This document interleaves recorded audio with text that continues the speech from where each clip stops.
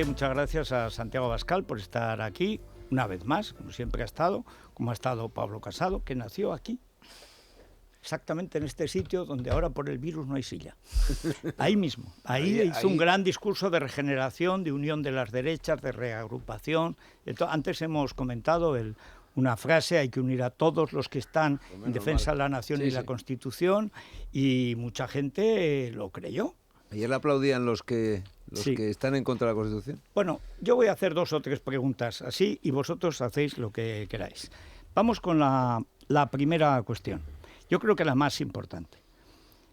Ayer estuvimos dando en directo el debate. También nos sorprendimos, yo creo que tanto como Santiago Abascal, por la ferocidad del artículo, no por del discurso, no por votar no, porque había razones para votar no o excusas. Antes decía Rosa Díez, había coartadas. Yo creo que hay una parte del discurso bastante absurda, que son cosas viejunas que Vox no decía hace 3 años, y como estaba en el día campanudo, pues Abascal las dijo. Pero esa no es la cuestión importante. La cuestión importante es que se había firmado un documento del PP, no, del PSOE, de la CUP, de Bildu, de la Esquerra, de los Pedecatos, de Más País, Madrid o Más Rejón, y además de Podemos, contra Vox. Y claro, el discurso que no le dieron, además, ni siquiera le ofrecieron la firma a Ciudadanos y al PP, ni a Vox, claro, porque iba contra él. Y en ese sentido, claro, alinearse con todos los partidos golpistas y separatistas será muy fuerte. Luego el aspecto personal, todas las referencias a la ETA, que a mí reconozco que eso es lo que me indignó. Pero inmediatamente pasamos a lo que fue el análisis de Cayetana ayer. Vamos a ver si esto tiene que agrupar a mucha gente para que haya alternativa a la izquierda, ¿cómo si reñimos con Vox vamos a reagrupar una fuerza hasta conseguir 176 escaños? Y mucha gente nos llamaba diciendo ¿qué va a pasar con Madrid? ¿Qué va a pasar con Andalucía? El mayor número de llamadas fueron eso. Debo decir que yo aquí, y los que estábamos, estaba Dieter, estaba Luis Herrero, estaba Santi González, Raúl Vilas, todos apreciamos la sangre fría de no dejarse llevar en el momento por decir, mañana se va usted a la oposición en todas partes y explíquele a su partido por qué lo ha mandado al paro. Cosa que agradezco. Sin embargo, a partir de ahora se abre un periodo bastante complicado. La izquierda va a aplaudir mucho a Casado, que ahora ya no será ultraderecha, ya no será ultrafachito, ya no será trifachito, ya no será nada. Pero a Vox se le plantean 3 problemas a mi juicio y querría que usted me aclarase, dentro de lo posible, qué es lo que van a hacer. Primero, aquellos gobiernos, aquellas ciudades, gobiernos autonómicos y grandes ciudades, estoy pensando en Madrid y en Zaragoza para empezar, pero son muchas más, ¿ustedes los van a mantener? Si los van a mantener, ¿en qué condiciones o qué política, digamos, van a plantear ahora con respecto a esta alianza de PP Ciudadanos que ustedes han apoyado hasta ahora? ¿Van a pedir entrar? ¿Lo van a mantener ahora de momento así? Etcétera. Esta es la primera cuestión. Bueno, y ya me contesta esa primera y luego ya le haré las otras 2. Esta, de verdad, es la que más nos ha preguntado, porque al final la gente dice, bueno, los políticos se pegan y tal, pero mañana va a caer Ayuso, va a llegar Isa Serra. Porque, claro, aquí la alternativa de la izquierda es la que es. La delincuente Isa Serra. Bueno, a ver. Bueno, yo en primer lugar quiero decir que la agresión que ayer Pablo Casado cometió contra Vox, contra los votantes de Vox, contra el líder de Vox, evidentemente, pero también contra una parte muy importante de sus votantes que se sintieron ridiculizados y caricaturizados en los ataques brutales que él nos hizo ayer, por cierto, con una agresividad que yo no percibí ni siquiera en el presidente del gobierno y con una agresividad que Pablo Casado no ha dirigido contra el presidente del gobierno durante todos los debates de las votaciones del estado de alarma. Pues bien, quiero decir que esa agresión no va a tener una respuesta por nuestra parte. Nosotros queremos dar tranquilidad a los españoles que han visto que hay alternativas en Murcia, en Madrid, en Andalucía, fundamentalmente en Andalucía, después de 40 años de corrupción socialista, y queremos decirles que Vox va a ser un partido responsable y que va a seguir en la misma posición, es decir, en la oposición, en esos 3 sitios.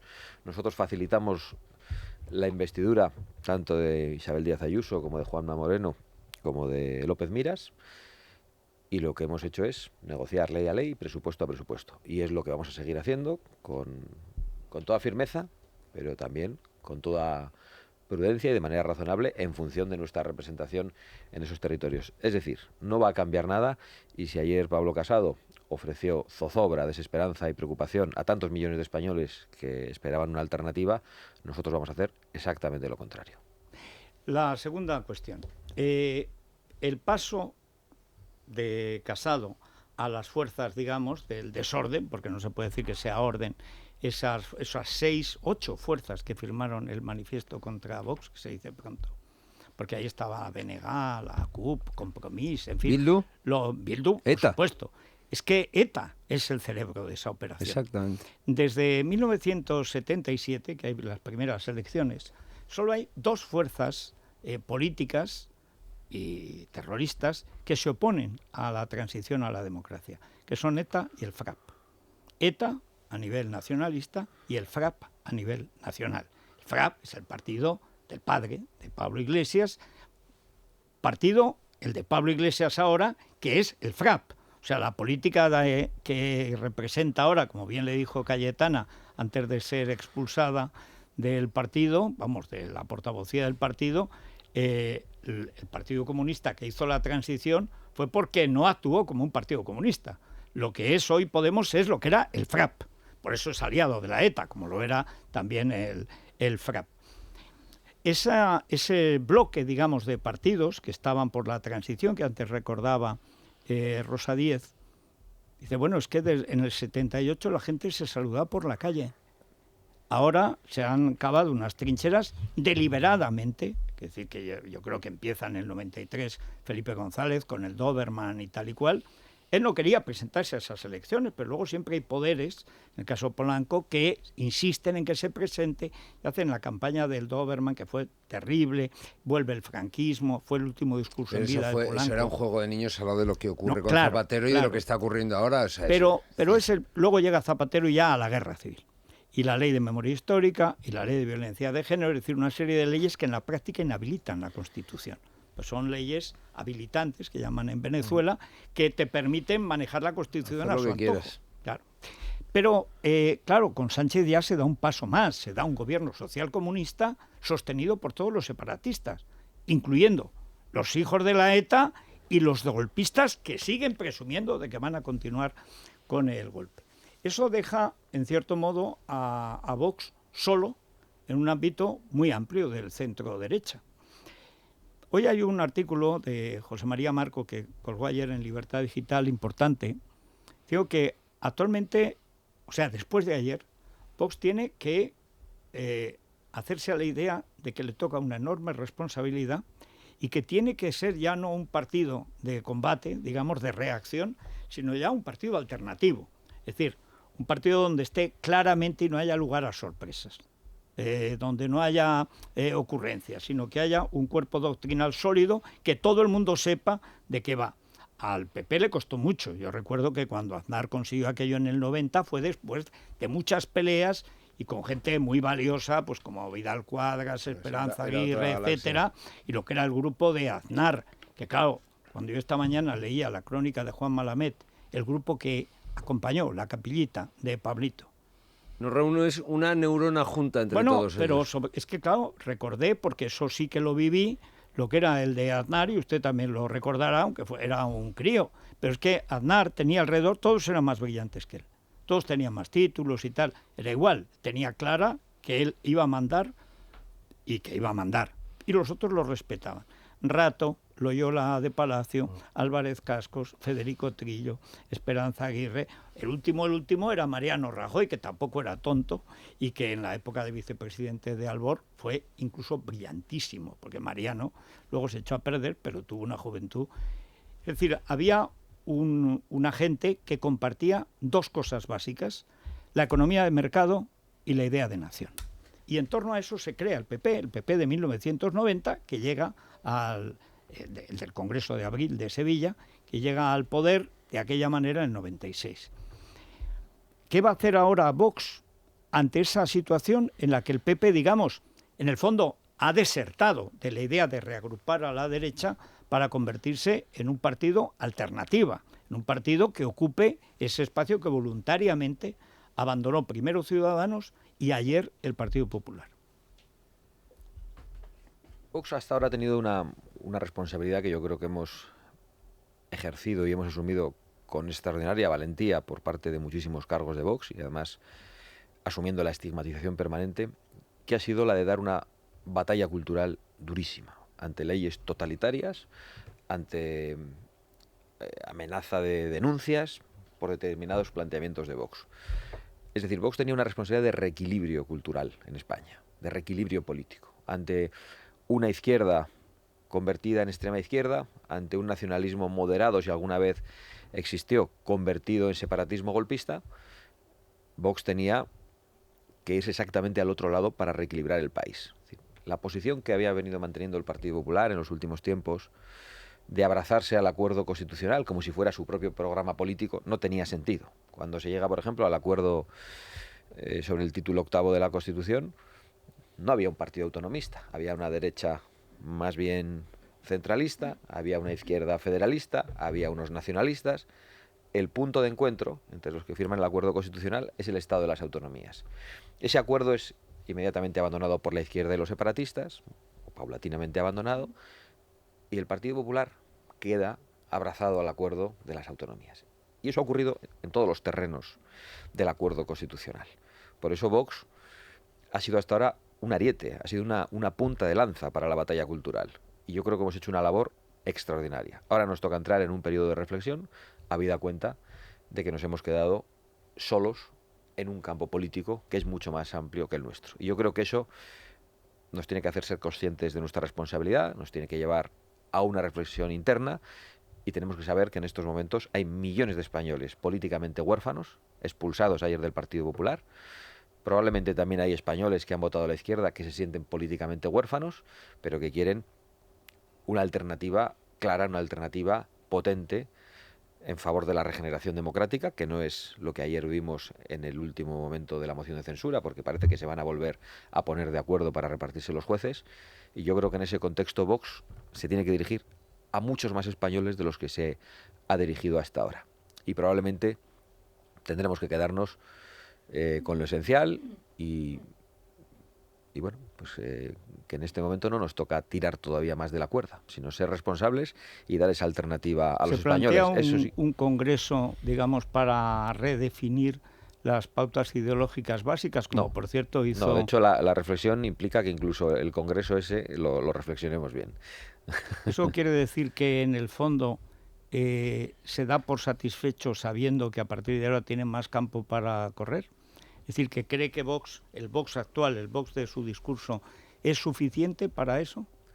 No, yo no digo que el Vox de mi discurso, porque yo entiendo que nuestro discurso es un discurso de batalla cultural y es un discurso, aunque a usted le parezca muy antiguo y casposo... No, solo una parte, el 10%. Una parte. El 10% me pareció horrible, sí. Bueno, yo creo que es novedoso y que también responde Bueno, no, era viejo ya en Estados Unidos hace 5 años. No sé, ¿En relación con qué parte? Toda la parte de Soros, etcétera.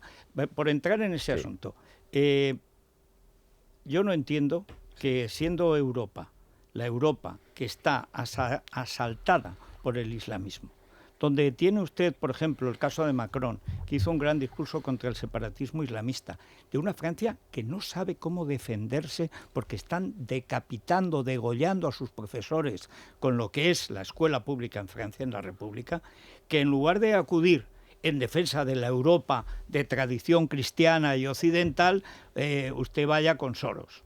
O sea, Soros es un tío, es como Roures, pero digamos que pone la 10ª parte de dinero y no afecta a los grandes problemas europeos. El gran problema de Europa, desde luego, no es que se vaya a convertir ni en una granja nazi ni en una granja soviética. El problema de Europa es que no se sabe defender contra sus enemigos internos, pero no es que nos abandonen las élites de Bruselas, es que las naciones europeas están indefensas. Está indefensa Alemania, está indefensa Francia, el norte de Italia, está indefensa Gran Bretaña, nosotros también, y no tenemos el problema islamista que tiene Francia, por ejemplo. Claro. Pero lo tendremos en Cataluña con toda seguridad. Y me pareció que era, bueno, una cosa... Nunca me gustó, porque creo que nosotros somos parte de Europa, somos la cuarta economía del euro, somos uno de los 5 países más importantes que ha tenido Occidente en su historia, y no es para quejarse de Bruselas, sino para tratar de volver a mandar lo que podamos en Bruselas. Es decir, no para reprochar, hay unas élites, no. Nosotros somos una élite. Somos una élite. Esta es la gran cuestión. Y ese es un problema que tiene toda Europa, de clase política y de clase dirigente. Por lo tanto, la idea de que desde fuera nos están estropeando me parece absurda, porque el problema en España es interior. Y porque además Vox, donde ha crecido, realmente es como una respuesta a un problema interior. O sea, esto de Bruselas, estas cosas que, repito, ya eran falsas cuando lo decía Steve Bannon, pues primero no las entiende nadie. Nadie sabe si Soros juega en la Real Sociedad o en el Atlético de Bilbao, lo cual en un discurso de un candidato a la presidencia me parece un disparate. Bueno, y luego que la Unión Europea ha parado el golpe de Exactamente. Estado judicial, Justo o sea, en la única vez, o sea, solo, si hubiera aunque dicho, solo fuera no, por eso, yo creo que esa alusión de bueno, Abascal sobraba. A lo mejor fue para que votaran que no, los del PP pensarán los mal pensados. No, Yo quiero pensar no creo que no. votaran que no por Soros, yo no llego a tanta malicia. No, pero la historia de los jueces se lo servía en bandeja, porque es la única vez, es la primera vez, mejor dicho. Es verdad que está de por medio lo de Polonia, que explicó el otro día aquí bien Iván Espinosa de los Monteros, lo de Hungría, pero lo de España es mucho más grave, claro. Y han salido en muchas instancias, debo decir, para mi sorpresa, porque no pensé que iban a salir así. Pero esa parte me molestó, pero sobre todo por una cuestión, porque creo que hay una falta de reflexión sobre los problemas de Europa actual. Es decir, que se hace un análisis norteamericano para una situación, la europea, que no tiene nada que ver con, que es mucho peor que la de Estados Unidos.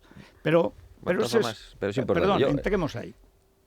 ¿Usted lo quitaría ahora viendo el efecto que ha tenido o no, lo mantendría? Yo creo que lo podría explicar mejor, porque ha podido dar la sensación de que nosotros planteamos, como yo creo que nos acusó falsamente, a sabiendas de que no lo planteábamos, una salida de la Unión Europea, y nosotros estamos haciendo una crítica al modelo federalizante de la Unión Europea, el que no creemos. Nosotros queremos en una Unión Europea de Estados soberanos, y por eso planteamos que nuestro modelo de Europa es más parecido al del Tratado de Niza que a la Europa a la que nos quieren llevar ahora, que cada vez limita más la soberanía de los Estados. Esa es nuestra posición sobre Europa, y no otra. Nosotros, quizá la caricatura de que esa Europa federalizante, donde cada vez los Estados y los ciudadanos de los Estados tienen menos control democrático sobre su propio futuro, se parece a la Unión Soviética o a los sueños de Hitler, entiendo que puede ser, y lo asumo, un exceso verbal en estos momentos. Ahora bien, otro modelo de Europa es posible. Yo hice referencia también en el discurso, y creo que en alguna de las réplicas, a lo que había dicho Macron, al separatismo islamista. Al discurso de Macron... No, sí, pero es que eso es totalmente contradictorio con la idea de la granja nazi o la Unión Soviética. Es que es cambiar por completo el foco. Lo que pasa es que Macron es uno de los responsables de lo que ha pasado en Francia. Y al discurso de Macron le pasa, como le decía Pablo Iglesias cuando ayer aplaudía a Pablo Casado, que llega tarde probablemente en Francia. Es muy difícil. Pero es el presidente de la República. Él asume una responsabilidad, aunque luego, como Sarkozy, haga un buen análisis. La culpa de ese análisis tiene una raíz de 50 años. No es Macron. A Macron le ha venido la ola, pero la ola empezó mucho antes. Pero en todo caso... Pero importante, porque... o sea, que usted eso lo explicaría mejor. No tiene todavía la humildad de decir, me lo ahorraría. Esos 10 minutos de euforia... banonista. Un poco conspiranoica.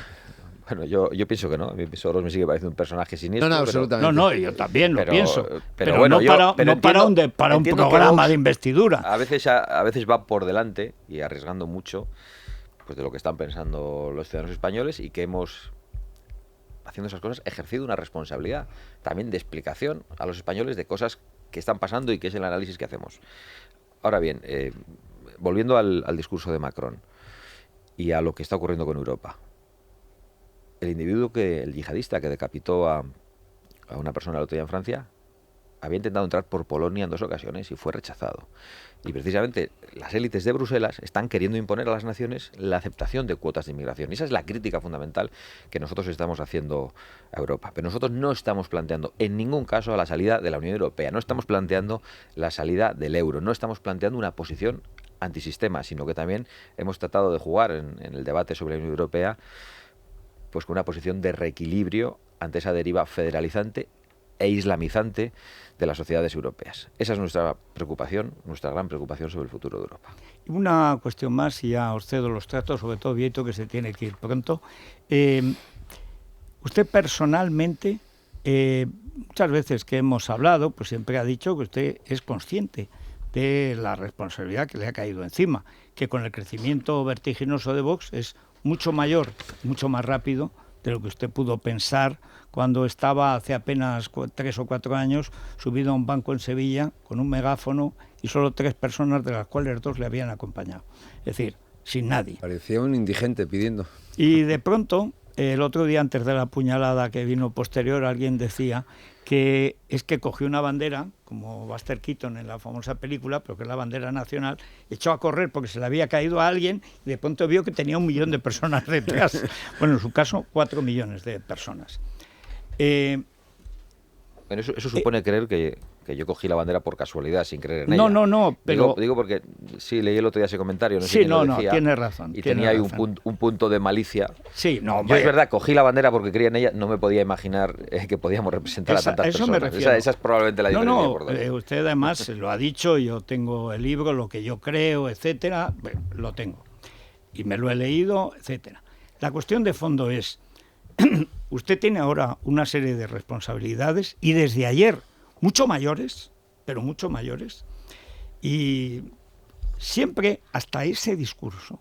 Yo le había visto a usted muy, digamos, consciente, y además lo ha dicho aquí varias veces, yo soy consciente de mis limitaciones, sé que tengo que contar con la gente, etcétera, y es la primera vez que yo le vi sobrado, como se dice vulgarmente, sobrado. Además de pasado de faena, como si habla con Morente, le podrá decir. Pues no, al contrario, ¿eh? Pues Morente no ha seguido en el minuto 35. Hablé con él. En el minuto 35 usted tiene al toro cuadrado en el momento en que dice: y si soy presidente, convocaré elecciones. Gracias, señora presidenta. ¡Fum! A mí las réplicas, que es donde está usted perfecto, sin papeles. Pero, bueno, quiso creerse lo absurdo, que eso era un debate de investidura, cosa que no era. Pero bueno. Bueno, había un riesgo importante y que además se produjo. Dijeron que nosotros no planteábamos un programa alternativo y me parecía absolutamente necesario cumplir también con ese trámite parlamentario de ofrecer una alternativa en materia económica, en materia industrial, en materia agrícola. Sí, porque era una de las acusaciones que nos iban a hacer y yo creo que Vox... Bueno, ¿cree usted lo mismo? ¿Qué dirán? ¿Qué pensarán? Que digan misa. No, pero no, sí me importa lo que piensen los españoles. No es lo que piense Sánchez y compañía. Es que también los españoles que pueden tener esa expectativa o los que se puede confundir sobre que Vox es un partido que no tiene ideas o propuestas concretas, necesitaban también escuchar eso. Entiendo el debate. Entiendo que hay quien, sobre todo, teniendo en cuenta que no había posibilidades de que la moción de censura saliera adelante, que la propuesta fundamental era la convocatoria de unas elecciones libres, que es lo que cada vez está más lejos, y cuando se produzcan no sabemos si serán libres, que diga, bueno, todo esto se lo podía haber ahorrado usted. Lo entiendo. Decidí lo contrario, pero yo de verdad que entiendo perfectamente ese análisis. Bueno, y de hecho lo consideramos. Sí, buenos días. Qué pena, porque hubiera cortado 2 orejas. Buenos días, Santiago. Vamos a ver, yo tengo muchas preguntas, pero voy a hacer 2. Una es, vamos a ver, aquí para gobernar, para que un partido gobierne, se necesitan 10 millones de votos. Y o los tienes tú o te los presta alguien, que es lo que ha hecho Sánchez, que se los fue pidiendo a todos por ahí para poder gobernar, porque no tiene 10 millones de votos. Y además, en este momento de fraccionamiento del electorado español, es muy difícil conseguir 10 millones de votos. Entonces, me temo que no va a quedar más remedio que más tarde o más temprano entenderse con el Partido Popular. Si se quiere gobernar, y sobre todo, y lo más importante, es que aquí lo verdaderamente importante es desalojar del gobierno a quienes están ahora mismo gobernando. Para mí es lo más importante. Y la democracia consiste en que la gente vote para gobernar, no para desahogarse ni para jugar al tute, para gobernar. Entonces, ¿qué futuro nos queda a los españoles ante el fraccionamiento, y entonces ahí viene la segunda pregunta, que es la parte personal. Es decir, me consta que Santiago Abascal y Pablo Casado tenían una buena relación. Yo escuché a Santiago Abascal decir que le caía muy bien Pablo Casado. Anda, que lo que he escuchado yo de Pablo Casado, bueno, menos la cama todo. Por O sea, eso, más amigos, sí. como dicen en La Rioja, más amigos que marranos. Por eso, O y sea, entonces aquí parece que claro, que estamos ante una fractura tanto en la estrategia global como en lo personal. Bueno, en primer lugar, hemos escuchado durante mucho tiempo el discurso de la necesidad de entenderse y hemos sido sensibles al mismo y nos hemos entendido con prudencia y con responsabilidad en 3 comunidades autónomas. Hay gente que piensa que entenderse es ir a las elecciones juntos y eso me parece un error monumental. Creo que Andalucía fue una demostración importante donde un solo partido, el Partido Popular, con un PSOE degradado, corrompido, en aquel momento con Javier Arenas como candidato alternativo que parecía que iba a ganar, fue absolutamente incapaz durante décadas de dar una alternativa. Después PP y Ciudadanos también fueron incapaces. Surgió Vox y se produjo el vuelco. ¿Por qué? Porque Vox llega no solo a un electorado que había votado antes al PP, sino a un electorado que estaba en una abstención crónica en España, a personas que habían votado a otras fuerzas políticas, porque ha traído debates nuevos a la sociedad española, Vox. Y por lo tanto, el surgimiento de Vox ensancha la posibilidad de una alternativa. Y nosotros hemos sido prudentes y nos hemos querido entender y hemos estado con la mano tendida. Somos conscientes de quiénes son nuestros adversarios políticos y quiénes son nuestros enemigos en estos momentos, cuando hay un gobierno que ha pactado con ETA, con el separatismo y con el comunismo que ataca las libertades más básicas. Pero lo que ocurrió ayer, pues realmente ha cambiado el panorama de una manera radical. Es decir, el PP a veces lanzaba con cierta malicia el discurso de hay que entenderse, hay que ir juntos, que en realidad era que Vox se apartase y que le votasen a él. Claro, ese discurso se acaba de volver contra el Partido Popular, porque el Partido Popular ayer ha pateado de manera inmisericorde e injusta a su único socio, leal, con el que ha podido mantenerse en 3 gobiernos hasta ahora. Entonces, realmente, las cosas se dificultan. Nosotros, lo he dicho en mi primera respuesta, no vamos a dar una respuesta proporcional a la agresión. Nosotros vamos a dar una respuesta a los españoles que ayer se quedaron solos, diciéndoles que van a encontrar responsabilidad y que tienen una casa donde se van a sentir representados y donde se les va a respetar. Esa es la posición. Esa es la ruptura política. En cuanto a la ruptura personal, pues es cierta. Yo ayer fui agredido personalmente por Pablo Casado. Pablo Casado dijo algunas cosas indignas e inaceptables que yo jamás me habría esperado de él. Una de ellas era que el Partido Popular había pagado un tributo de sangre y que personas como yo estaban pisoteándolo. Yo acababa de leer el día anterior toda la relación de víctimas de ETA en respuesta a los etarras en el Congreso, mencionando, por cierto, a las del Partido Popular. Pues, bueno, esa acusación para mí fue de absoluta perplejidad. Luego, lo de decirme que el Partido Popular me había dado de comer, que me había dado trabajo. Digo, ¿qué concepción de la política es esa? O sea, que yo cuando era un concejal en el Ayuntamiento de Llodio y Pablo estaba llevándole el maletín al expresidente del gobierno, realmente me habían contratado, era un empleado del Partido Popular o era alguien que estaba jugándose el tipo y defendiendo las libertades y sus convicciones y había sido elegido por los ciudadanos en el Ayuntamiento de Llodio. O sea, esa es la concepción que tiene. O sea, realmente los ataques personales que hizo contra mí, por su injusticia, por su indignidad, yo creo que se han vuelto contra él, pero a mí me ha afectado en el terreno personal. Evidentemente, yo que he hablado bien de Pablo Casado en privado y en público, pues no puedo seguir haciéndolo, porque me siento traicionado en el terreno personal, me siento traicionado en la amistad. Ahora bien, la política no va de eso.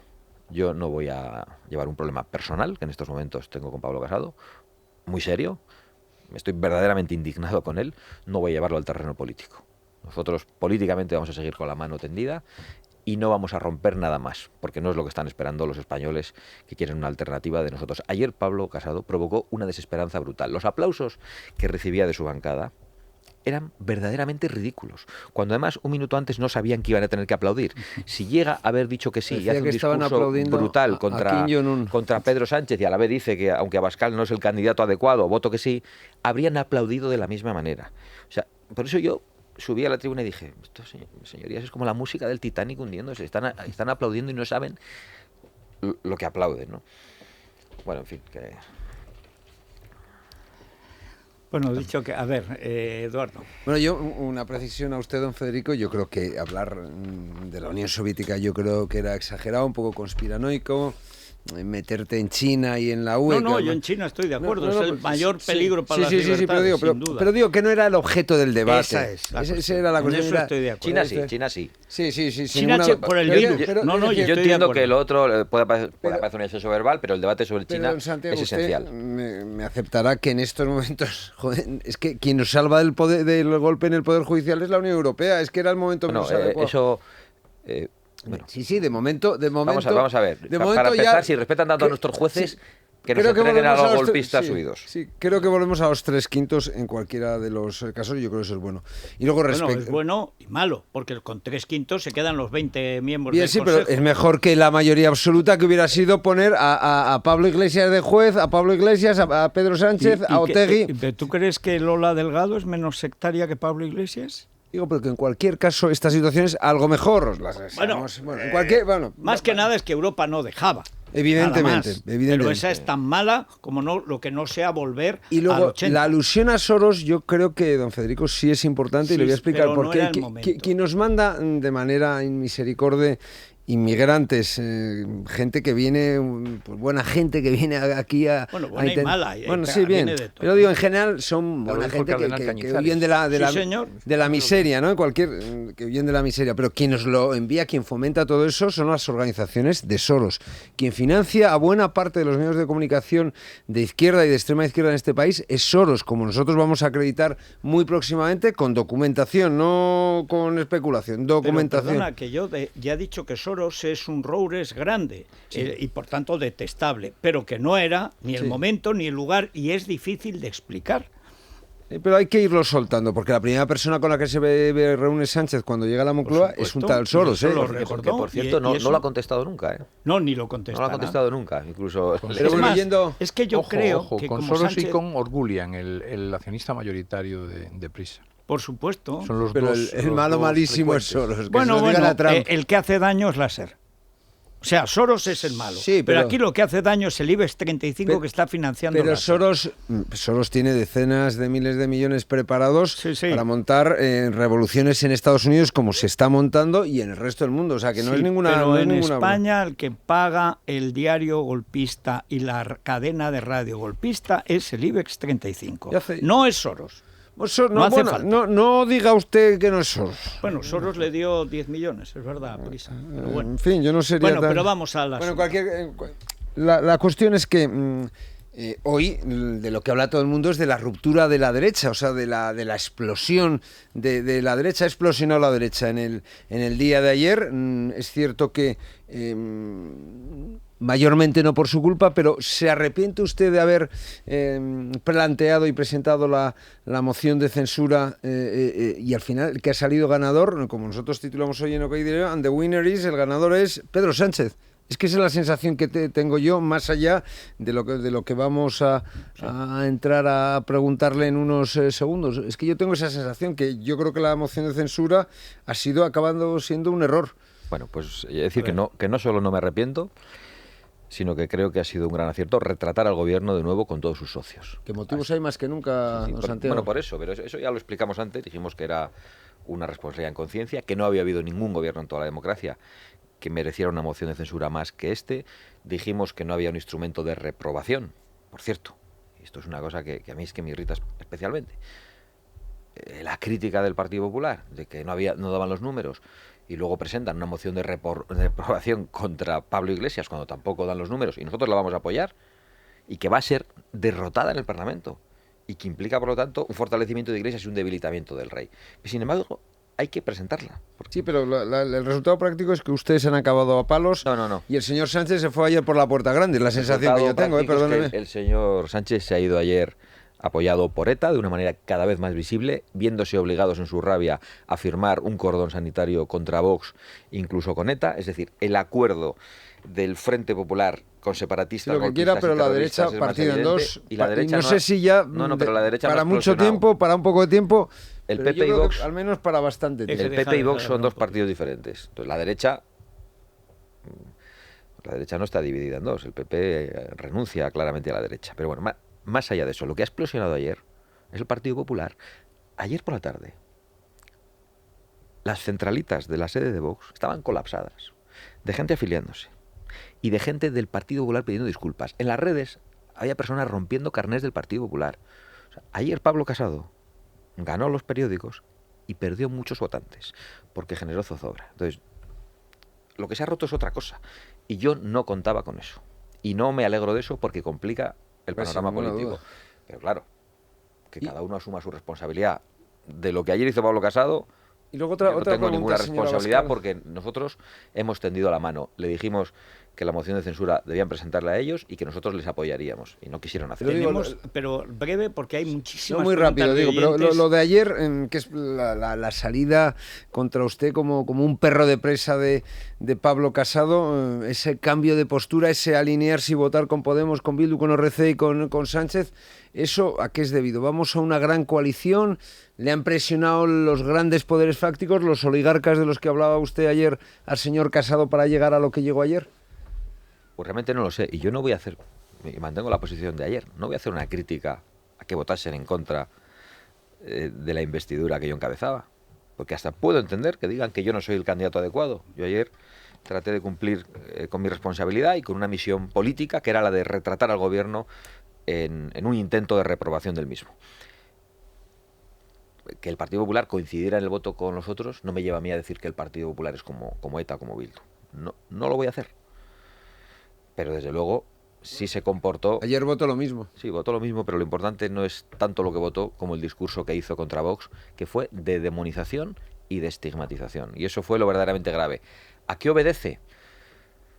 Pues probablemente a falta de liderazgo. A falta de liderazgo interno. Eso es el análisis que había hecho Rosa Díez. Vanessa, ¿por dónde van los oyentes hoy? Bueno, hay preguntas evidentes como esa ruptura de lazos con el Partido Popular y la posición de Vox respecto a Europa, que ya habéis comentado, pero también quieren saber los oyentes si ha tenido tiempo ya de analizar su intervención de ayer y si se arrepiente de algo de lo que dijo o peor, si se dejó algo en el tintero. Mi pregunta para Abascal es si se ha planteado o se está planteando la ruptura con el PP y forzarle a que convoque elecciones en aquellas comunidades y ayuntamientos en los que gobierna junto con Vox. Quería preguntarle si no cree que entrar en temas como Europa de esa manera como entró no fue un error. Le rogaría que me explicara su posición y la de su partido en relación con Europa. ¿Era necesaria la moción de censura? ¿No os dais cuenta de que ahora la izquierda está más unida? Señor Abascal, si ha analizado su actuación en el Congreso, díganos en qué se equivocó y qué es lo que cayó y no dijo. Esta última cuestión es porque le hemos criticado algunas de las cosas que dijo, pero lo que nadie le había preguntado es qué no dijo. A ver. Pues la verdad es que, bueno, yo creo que en realidad hemos debatido ya y hemos respondido a las preguntas que han hecho durante todas las intervenciones anteriores. No sabría decir qué es lo que se me quedó en el tintero, ¿no? Pero probablemente algunas cosas, ¿no? No sabría decirlo, la verdad. En su círculo personal tiene la misma perplejidad que usted después de la sesión de ayer. ¿Alguien lo había adivinado? ¿Tiene algún rapel que vio venir la puñalada de su amigo? No. Es verdad que sí había cierta perplejidad en mis referencias positivas previas siempre hacia Pablo Casado. Eso ellos no lo conocían tampoco personalmente y yo creo que eso generaba cierta desconfianza. Que Santiago habla bien de Pablo Casado, ¿no? No, lo malo es cómo hablaba él bien de usted aquí y en todas partes. Sí. Pero bueno, evidentemente ellos tenían razón en esa desconfianza y era yo el que estaba equivocado. Hombre, eso. Acaba de reconocer esto, es sorprendente. No, hombre, pero yo creo que... yo incluso he dicho que había algún exceso verbal en las referencias... A ver, es lo que hay una historia de el actual presidente de Ecuador, Lenín Moreno, dijo algo parecido a esto. Decía, habla muy mal el señor Correa de usted y usted hablaba muy bien de él. Dice, lo que demuestra que estábamos equivocados los dos. Bueno, sé que se tiene que ir, Santiago Abascal. ¿Cuándo cree que será el momento de hacer arqueo de lo que pasa? Es decir, una vez que se han reposado las aguas, después de 20 días, creo que este fin de semana vamos a un nuevo periodo de alarma disfrazado de confinamiento, toque de guerra, queda, ¿no? Toque de queda, no sé, aunque no nos A mí llaman, toque de queda me no suena nos llaman fatal. al ejército por si suena vamos Franco. a Ferraz, pero lo como es, un respeto. Cuando hacía la guerra hacía de verdad, no la hacía ella, o sea, la hacía ya. No digo el toque de queda. No, pero es que es asombroso. Le falta el tararí, tip. Están ustedes conectando con Radio Nacional de España de la SER. Bueno, pero ¿en qué momento cree que podremos hacer arqueo aquí mismo de lo que ha pasado? Vienen épocas durísimas en lo económico, en lo político, después de lo que pasó ayer, sin ninguna duda, también en lo sanitario, porque es evidente que los mismos que fracasaron en la primavera han fracasado en el otoño. Pero claro, la solución que nos proponen es la misma, que ya fracasó en la primavera, que es acabar con la actividad económica y que siga el botellón, que es una cosa verdaderamente asombrosa. ¿Cuándo cree que podemos quedar en un día, hombre, que no sea el 20N, porque no digan, aunque es un buen día también? Aparte de Franco, murieron Durruti y José Antonio, que eso une mucho. Pero quedamos, por ejemplo, a final de noviembre, pasado un mes, para ver qué ha pasado después y qué piensa Vox de lo que ha pasado, porque estoy convencido de que van a pasar más cosas. Bueno, será un placer estar aquí. Yo lo que voy a seguir haciendo es, en primer lugar, no generar incertidumbre. Es decir, Vox no va a hacer piruetas ni cambios sorprendentes, pero sí hacer una reflexión sobre cuál es en estos momentos la responsabilidad histórica de Vox ante muchos españoles que no tienen representación. Una pregunta muy rápida. Me hizo una y persona, por supuesto, un trabajador será un placer estar aquí en noviembre cuando haga falta y debatir sobre la situación un de España en ese trabajador momento. de la calle Bambú, de la sede central de Vox, me decía ayer que la avalancha de peticiones de afiliación ayer se multiplicó exponencialmente. ¿Es cierto eso? No conozco el número, pero es algo tremendo. Vamos, yo no solo eso, yo ahora mismo tengo mi móvil aquí, que suelo tenerlo a raya, no voy a decir quién es el último mensaje, con 665 WhatsApps sin leer y yo los intento contestarlos. Sin leerlos todavía. Pero realmente y además que los he ido leyendo ya unos cuantos cientos y contestando,